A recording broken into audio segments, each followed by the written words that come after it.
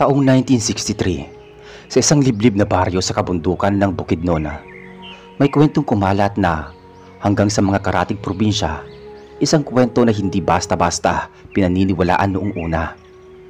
Hanggang sa isa-isang naglaho ang mga tao sa iba't ibang baryo tuwing kabilugan ng buwan. Isang gabi habang tahimik ang paligid sa baryo ng Buyugan, napansin ng matandang si Pasita na wala pa rin ang kanyang apo na si Alvin. Kahit lagpas na ang oras ng hapunan. Mario, wala pa rin ang pinsan mong si Alvin. Baka naman pinasama mo naman sa kalokohan nyo. Pag-aalala ni Aling Pasita habang kinakausap si Mario, ang anak ng kanyang kapitbahay. Umiling si Mario. Hindi po, Aling Pasita. Nagayayan kaninang umaga na papunta sa ilog, pero sabi niya babalik din daw siya kagad. Dahil sa kaba, nagsimula na silang maghanap. Sa tulong ni Mario at Onyok at Jason, mga kababata ni Alvin, nilibot nila ang paligid ng ilog, gubat at maging ang palayan. Ngunit kahit anino ng binatilyo, wala silang nakita. Kinabukasan sumama si Conrado, ang tanod sa baryo, sa paghahanap. Ngunit kahit na mas malalim na ang pagsisiyasat sa kagubatan, bigo pa rin silang mahanap si Alvin. Pagkalipas ng 3 araw, may nakita ang isang magsasakang galing sa kabilang baryo. Nakita raw nito sa may gilid ng sapa ang isang putol na tsinelas at kapirasong punit ng damit na kulay bughaw. Pareho ng suot ni Alvin noong araw na nawala siya. Ito yung sinasabi ni Mang Goryo, yung magsasaka. Kwento ni Jason habang nagtitipon-tipon sila sa bahay ni Aling Pasita. May nakita raw siyang anino ng kung anong hayop na mabilis na lumipad mula sa taas ng puno. Tapos may bakas na mga paa, pero hindi pangkaraniwang tao daw. Parang hayop. Ay nako, hindi kaya... Bulalas ni Onyok sabay tingin sa labas ng bahay. Huwag ka nga manakot, Onyok, sabi ni Bea, ang kapatid ni Alvin. Ate niya ako, pero hindi ko kayang isipin na ganyan ang sinapit ng kapatid ko. Tahimik silang lahat. Pero sa isip ng bawat isa, pare-pareho sila ng hinala. Ang aswang gubat. Mula pa noong bata pa sila, may kwento na ang matatanda tungkol sa isang nilalang na naninirahan sa gitna ng gubat. Hindi ito karaniwang aswang na nakikita sa mga kabahayan o liblib na lugar. Ito raw ay mas malupit, maliksi at mabilis. Kayang tumalon mula sa isang puno papunta sa isa pa na parang unggoy na mas matindi pa ang galaw. May pulang mata, kulubot na balat, patutulis na kuko, at maruming ngipin na. At ang pinagkakaiba, may tirahan ito sa itaas ng pinakamatandang puno sa gitna ng gubat. Isang beses kada isang linggo itong nangunguha ng tao at hindi basta-basta na lang na sumusugod sa mga bahay. Pinag-aaralan daw nito ang kilos ng biktima bago sapilitang dinadagit at dinadala sa kanyang tirahan sa taas ng puno. Hindi ako makakapayag na mawalan ng kapatid. Basta, sabi ni Bea kinabukasan. Kung di man natin makuha si Alvin ng buo, gusto ko man lang malaman ng totoo. Kami nang bahala, Bea. Hindi ka namin pababayaan. Sasamahan ka namin ni Mario, Onyok at Conrado. Lulusong tayo sa gubat kahit mamamatay pa kami sa takot. Kinabukasan ng madaling araw, naghanda na ang grupo. May dalang kutsilyo si Conrado, itak si Jason, at mga torch si Mario at Onyok. Si Bea kahit ayaw sana ng mga lalaki na sumama, ay nagpumilit. Sa paglalakad nila papunta sa masukal na bahagi ng gubat, napansin nilang wala ni isang ibon ang maririnig. Tahimik ang buong paligid na para bang may nagmamasid sa kanila. Nang makarating sila sa pinakagitna, doon nila nakita ang sinasabing puno ng aswang. Isa itong napakataas na puno may malalapad na ugat at parang bundok sa laki. Diyos ko, parang may bahay sa taas. Tama ang kanyang nakita. Sa dulo ng punong yon may nakausling mga kahoy at damo. Parang pugad na hindi normal. At sa paligid nito, may tila mga butot bungo na animoy itinapon mula sa taas. Bigla na lang narinig ni Onyok ang kaluskos sa mga sanga. Paglingon niya, nakita niya ang mabilis na paggalaw ng isang nilalang mula sa isang puno papunta sa isa pa. Pulang-pula ang mga mata nito at tumutulo ang laway mula sa bibig nitong may matutulis at dilaw na ngipin. "Aswang! Tumakbo tayo!" sigaw ni Jason sabay hagis ng kanyang dalang torch paakyat. Ngunit mas mabilis ang nilalang. Bumaba ito mula sa puno at tinangkang sagpangin si Mario.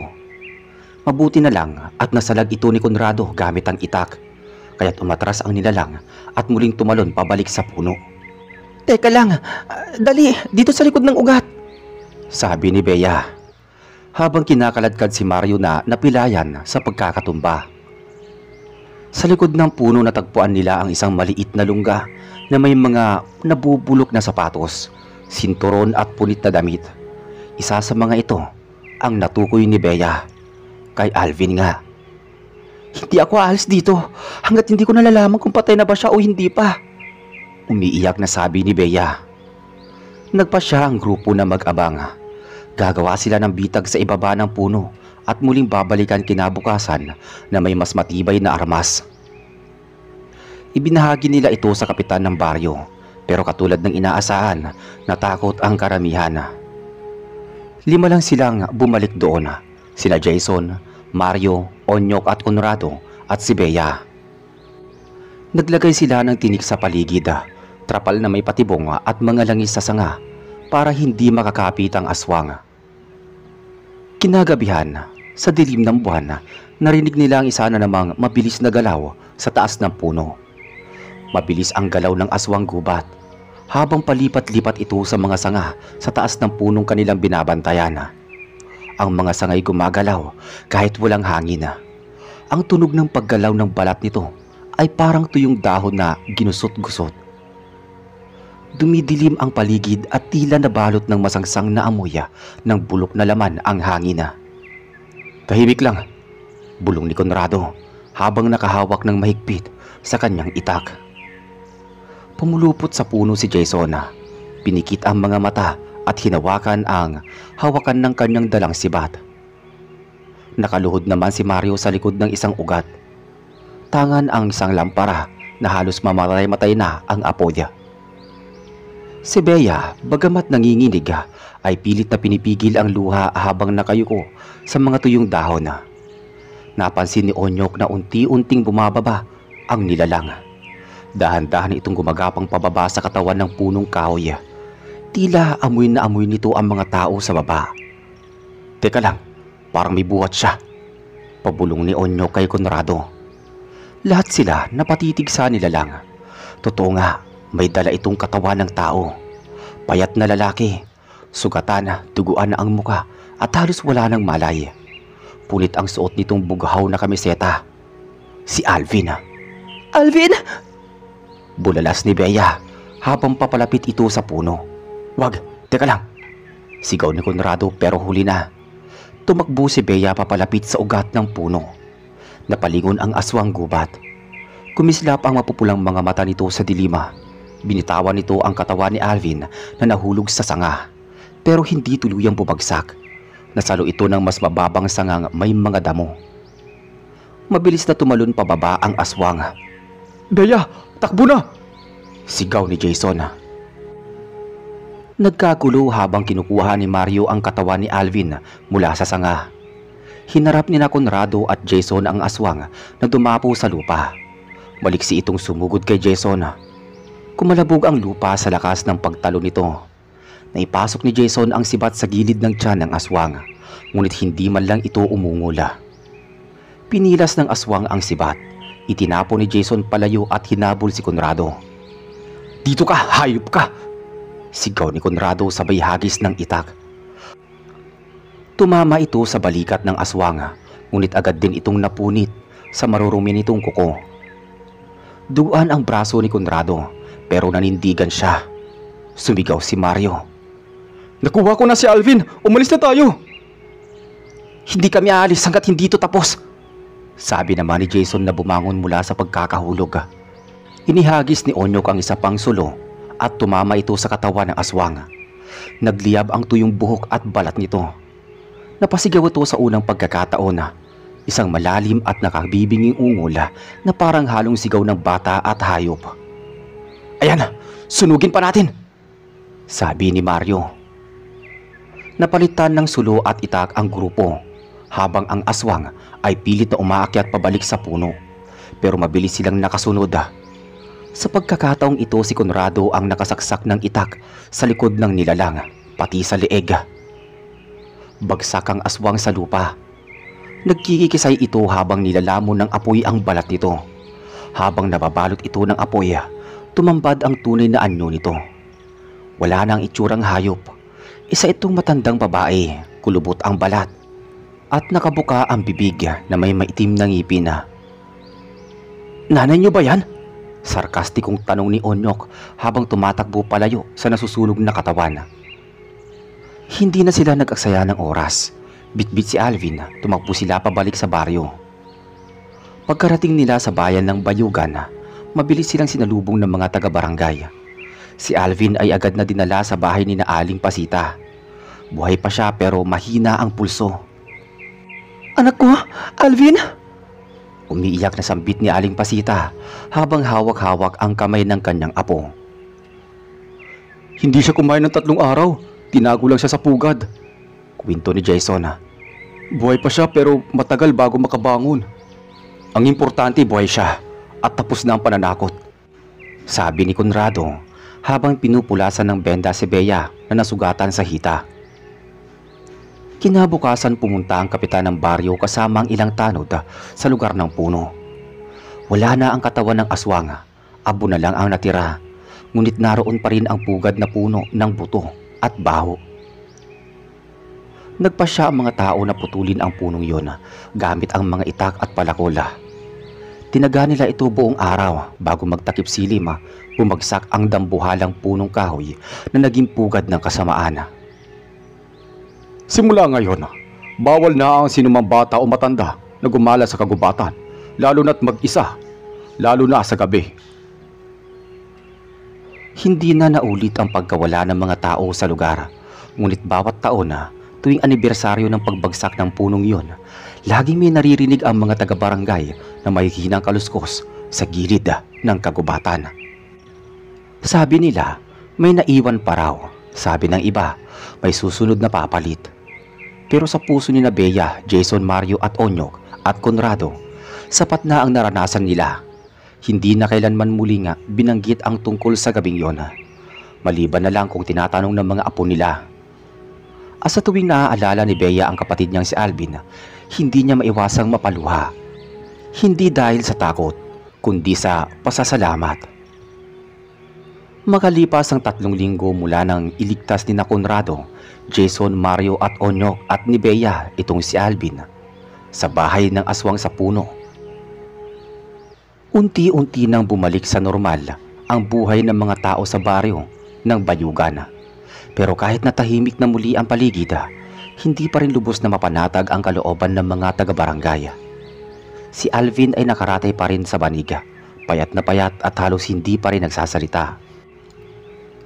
Wala siyang maalala, maliban sa bigla ang pagdagit sa kanya habang naglalakad siya pauwi galing sa ilog. Ayon sa kanya, naramdaman na lang niya ang lamig ng hangin at ang amoy ng bulok na laman. Tapos ay madilim na. Nang magkamali siya, nasa loob na siya ng pugad sa taas ng puno. Nakatali ang kamay at paa at halos hindi makakilos. "Ako ang huling biktima. Narinig ko pa yung pag-iyak ng mga nauna sa akin, pero wala na silang lakas at pagkatapos, wala na akong narinig kundi kaluskos at ungol." Pabulong na sabi ni Alvin habang kinakausap si Bea isang hapon. "Huwag ka na magsalita kung nahihirapan ka," sagot ni Bea habang pinupunasan ng pawis ng kanyang kapatid. "Hindi ko maintindihan, ate. Para bang hindi siya nag-iisa," dagdag ni Alvin sa mahinang tinig. Napatingin si Bea kay Mario na tahimik na nakaupo sa labas ng bahay.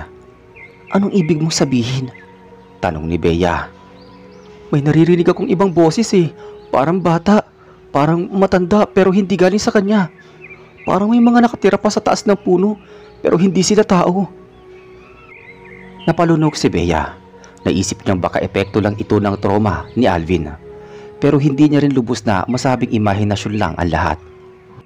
Kinabukasan, kinausap nila si Conrado tungkol sa narinig nila. Conrad, may sinasabi si Alvin. Sabi niya may iba pang nilalang doon sa taas ng puno. Hindi lang yung isang nakita natin. Sabi ni Bea. Hindi na ako nagugulat kung totoo man yan sinasabi niya. Hindi birong dami ng buto at gamit na nakita natin doon. Hindi kayang gawin yun ng iisang aswang lang. Sagot ni Conrado habang pinapatalim ang itak sa harap ng bahay ni Kapitan Lando. Hindi kaya may pugad pa silang iba? Sabi ni Jason. Pwede. O baka naman kaya may naiwang itlog o anak. Tumango si Mario. Kaya hindi dapat tapusin ang usapang to. Hindi tayo pwede magkibit-balikat lang. Maaaring bumalik sila kapag nakahanap sila ng pagkakataon. Sabi ni Mario. Nagpasya ang grupo na bumalik muli sa gubat, hindi bilang paghihiganti, kundi para siguraduhing wala ng banta.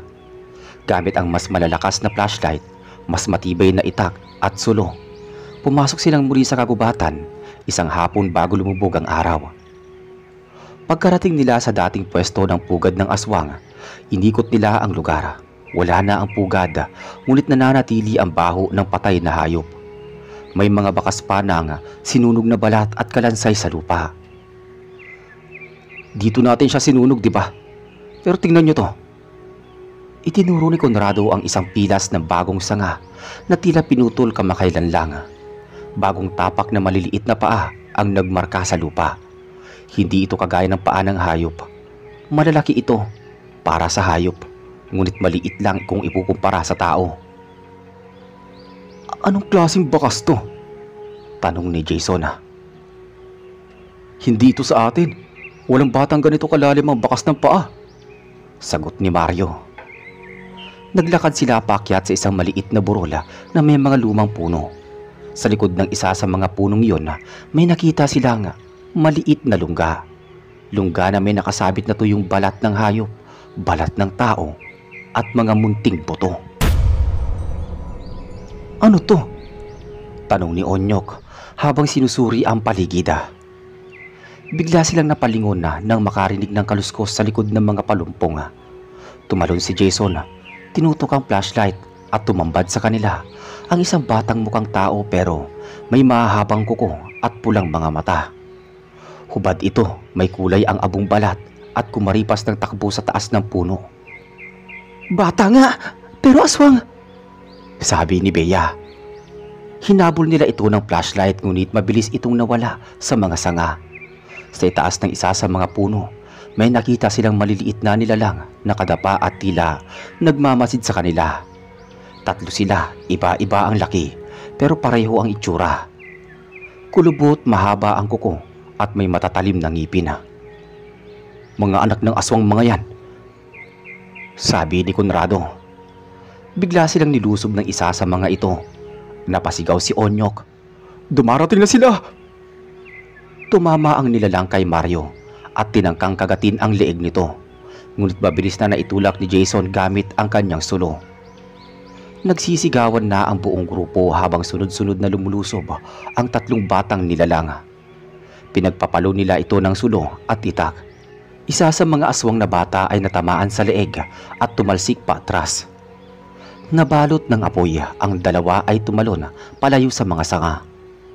Hindi pa sila sanay makipaglaban, pero hindi biro ang lakas nila, sabi ni Conrado habang humihingal. Nagpapalakas lang sila. Pag lumaki ang mga yun, mas malupit pa sa nauna, sabi ni Jason. Kahit masakit na ang mga katawan nila, nagpasya silang tapusin na ang laban. Sinunog nila ang buong bahagi ng puno kung saan nakita ang pugad ng mga batang nilalang. Gumamit sila ng gas at sulo. Ang apoy ay umakyat at kumalat sa mga tuyong sanga. Kumalat ang usok sa buong gubat. Mula sa taas, narinig nilang muli ang mga huni ng mga hayop. Ungol na tila mas matanda, mas mabangis. Meron pang isa doon, sabi ni Bea. Hindi na natin kaya kalabanin yan ngayon. Umalis na muna tayo, sabi ni Conrado. Bumalik silang lahat sa baryo na pagod, sugatan at tahimik. Kinaumagahan, kinuwento nila sa kapitan ang lahat ng nakita. Agad na nagpasya ang mga taga-baryo. Natabunan at sirain ang daanan papunta sa loob ng gubat. Naglagay ng babala sa bawat kalsadang papasok doon. Nakalagay doon bawal pumasok, mapanganib. Simula noon tinuturing ng mga taga-bayugan ang bahaging iyon ng gubat bilang sumpang lupa. Bawal doon ang mangahoy, mangaso o dumaan, lalo na kung gabi. Si Alvin ay unti-unting gumaling pero hindi na siya nakabalik sa dati. Tahimik na lang siya, hindi na lumalayo sa bahay. Kapag tinatanong kung bakit, ang tanging sagot niya ay baka bumalik sila. Lumipas ang 2 buwan mula nang sinunog ni Conrado at Jason, Mario at Onyok, pati ni Bea, ang bahagi ng gubat kung saan nakita ang mga anak ng aswang. Sa panahong yun wala nang naitalang pagkawala sa kahit anong baryo sa paligid. Napanatag na ang mga tao, ngunit hindi pa rin ganap na nakakalimot ang mga nakasaksi sa nangyari. Si Alvin ay bahagyang bumuti na ang kalagayan. Nakakalakad na siya at nakakakain ng maayos. Pero nananatili pa rin ang paminsan-minsang pagkabalisa tuwing sumasapit ang gabi kapag malapit nang magdilima. Palaging sinisigurado ni Aling Pasita na nakasaradong maigi ang mga pintuan at bintana. Isang gabi habang nag-uusap sina Bea at Jason sa silong ng bahay nila, napansin ni Jason ang isang matandang lalaki na dahan-dahang lumalapit mula sa kalsada. "Sino yon?" tanong ni Bea habang tumatayo. "Hindi ko alam parang hindi taga rito," sagot ni Jason. Lumapit ang matanda, marumi ang kasuotan nito, kulay lupa ang balat sa alikabok at may dalang mahabang tungkod. May takip sa ulo at medyo kubana. "Magandang gabi sa inyo," bati ng matanda. "Magandang gabi rin po, ano pong atin?" sabi ni Jason habang pinapansin si Bea na wag munang lumapit. "Isa ako sa mga mangangahoy dati sa bundok. Matagal na akong hindi lumilitaw dahil sa sakit ng baga. Pero may gusto akong sabihin sa inyo tungkol sa nilalang na sinunog ninyo sa gubat." Pahayag ng matanda habang nakatitig kay Jason. "Ano pong tungkol doon?" tanong ni Bea na muling naupo sa silong. "Hindi yon ang huli. Ang nakita niyong aswang sa puno, siya lang ang tagapag-alaga. May pinoprotektahan siya sa ilalim ng lupa. Isang uri ng sinapupunan ng kasamaan." Napatingin si Jason sa matanda. "Ano pong ibig niyong sabihin?" "May bahay pa sila sa ilalim, hindi lang sa taas ng puno. Doon inilalagak ang mga itlog nila. Doon din bumabalik ang mga kalaro nila kapag hindi pa sila handang lumipad." "Walang nakita ang mga kasama ko sa ilalim ng lupa sabi ni Jason. "Dahil hindi nila alam ang daan. May lihim na lagusan yon sa likod ng burol, isang kuweba, sinakpan ng mga ugat at putik. Pero kapag kabilugan ng buwan, bumubukas ang daan na yon." Lumamig ang hangin. Nag-uusap sila. Nagsimulang sumilip si Mario mula sa taas ng bahay. "Anong meron dyan?" tanong ni Mario habang bumababa sa hagdan. "Narito ang matandang mangangahoy. May sinasabi tungkol sa isa pang taguan ng mga aswang," sabi ni Jason. Lumapit si Mario. "Totoo po ba yan, Lolo? May ibang pugad pa sila?" "Hindi lang pugad. Isa itong tahanan. At kapag lumipas ang 3 buwan, lalabas ang mga natitirang bata. Mas malaki na, mas gutom, mas mapanganib." Napatitig silang lahat sa isa't isa. Si Bea ay agad na pumasok at tinawag si Conrado na noon ay nasa loob ng bahay nila kasama si Onyok. Pagkalipas ng ilang minuto, nagtipon silang lahat sa sala ni na Aling Pasita.